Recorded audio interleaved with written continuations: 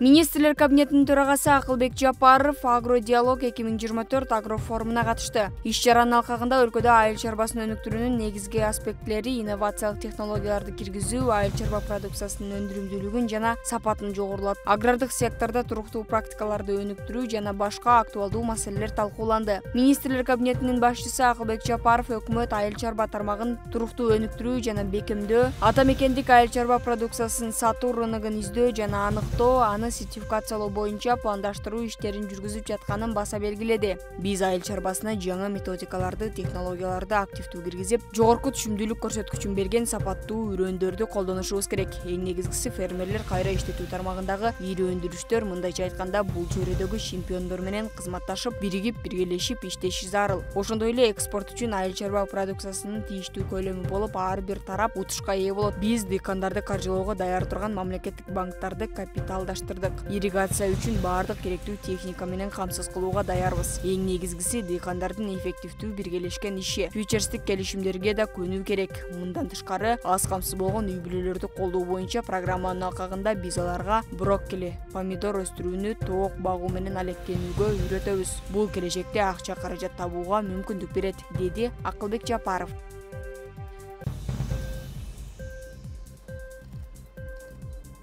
Кыргызстандын Жогорку кеңешинин төрагасы Нурланбек Шакиев менен Монголиянын улуу мамлекеттик куралынын төрагасы Гомбожавын Задан Шатар эки өлкөнүн парламенттер аралык байланышын өнүктүрүүгө багытталган меморандумга кол коюшту. Жогорку кеңештин басма сөз кызматынан билдиришкендей, меморандумга Кыргызстандын Жогорку кеңеши менен Монголиянын улуу мамлекеттик куралынын ортосундагы кызматташуу боюнча комиссияны түзүү маселеси камтылып, ар тараптуу алакаларды арттырууга багытталган ченемдер киргизилген. Анын ичинен тармактык комитеттердин, депутаттык достук топторунун ортосундагы тыгыз кызматташтыкты калыптандыруу жана эл аралык алкактагы байланыштарды чыңдоо тууралуу макулдашуулар белгиленген. Бейшемби 29 февралда Бишкектин 3 конушунда суу өчүрүлөт. Бул тууралуу шаардык мэрия кабарлайт. Муниципалитеттен билдиришкендей, 29 февралда саат 9:00дон 20:00га чейин Акжар, Акбата, Келечек конуштарындагы турак үйлөрдө, мектептерде, бала бакчаларда, саламаттык сактоо объектилеринде жана башка социалдык тиричилик багыттагы өнөр жай объектилеринде ичүүчү сууну берүү токтотулат. Ичүүчү суу Акжар, Акбата суу топтомолорунда жана шаардык суу түтүк тармактарындагы оңдоо иштерин жүргүзүүгө байланыштуу өчүрүлмөкчү. Бишкек мэриясы жаратылган ыңгайсыздыктар үчүн кечирим сурайт жана калкты уюмдарды ичүүчү сууну эртелеп камдап алууну суранат. Бишкек Жашыл Чарба жана Бишкек Суу Чарба муниципалдык ишканалары бириктирилип, оптималдаштырылды. Муниципалитеттен билдиришкендей, эки ишкана бириктирилип, Бишкек Жашыл Курулуш муниципалдык ишканасы түзүлдү. Аталган ишканага буга чейин Бишкек Суу Чарбаны жетектеген Болотбек Адракаев директор болуп дайындалды. Белгилей кетсек, учурда Бишкек шаарында конкреттүү жыйынтыкка жетүү максатында мэриянын ведомстволук бөлүмдөрүнүн жана муниципалдык ишканаларынын түзүмү кайра каралып жатат. Өзгөчө Кырдаалдар министрлигинин Чүй облустук башкармалыгына 10 миллион сомдон ашуун суммага атайын жабдуулар алынды. Бул тууралуу президенттин аймактагы өкүлчүлүгүнөн билдиришти. Маалыматка ылайык, автоунаа жана тиешелүү техникаларды өткөрүп берүү аземине президенттин өкүлү Канат Жумагазиев жана өзгөчө Кырдаалдар министри Бообек Ажыкеев катышты. Техникалык жардамдардын арасында Нива автоунаасы, мобилдик жылытуу казандары, үйлөнмө кайыктар, авариялык жарыктандыруу үчүн жабдуулар, куткаруучу жилеттер, суучулдар комплекттери, байланыш каражаттары, компьютер техника жана башка көптөгөн нерселер бар. Белгиленгендей, жабдуулар Чүй облусунун жана райондук өнүктүрүү фонддору тарабынан, ошондой эле жергиликтүү бюджеттин эсебинен жалпы 10 миллион 100 миң сомго сатып алынды. Канат Жумагазиевдин айтымында, жабдуулар өзгөчө Кырдаалдар министрлигинин жергиликтүү кызматкерлеринин ишинин натыйжалуулугун кыйла жогорулатып, жарандардын өмүрүн сактоого жана кырсыктардын алдын алууга өбөлгө түзөт. Өз кезегинде министр Бообек Ажыкеев президенттин өкүлүнө өзгөчө Кырдаалды жоюуга кошкон салым үчүн ведомстволук медалын тапшырды.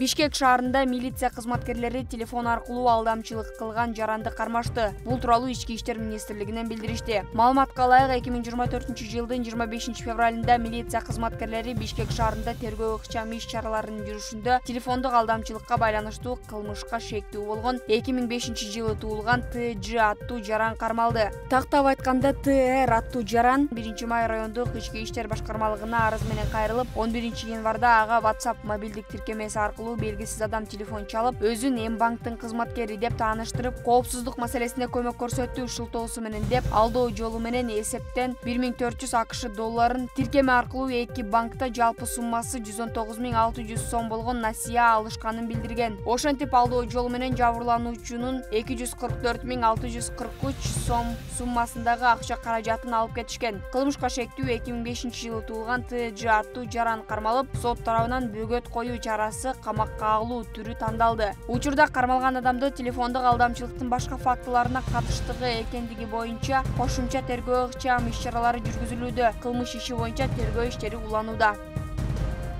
Ош шаардык ички иштер башкармалыгынын баңги заттарды мыйзамсыз жүгүртүүгө каршы күрөшүү кызматы тарабынан жакында психотроптук заттарды саткан жаран колго түшүрүлгөн. Маалымат боюнча кармалган жаран өспүрүмдөрдүн аң сезимине таасир берүүчү рецеби менен сатылуучу күчтүү дарыларды сатууну улантып келген. Адамга өтө күчтүү таасир эте турган, кийинчерээк ошого үйрөнүп калуу, көнүп калуу баягы симптомдорун пайда кыла турган дары-дармектерди саткан. Ал эми бул дары-дармектер кандай?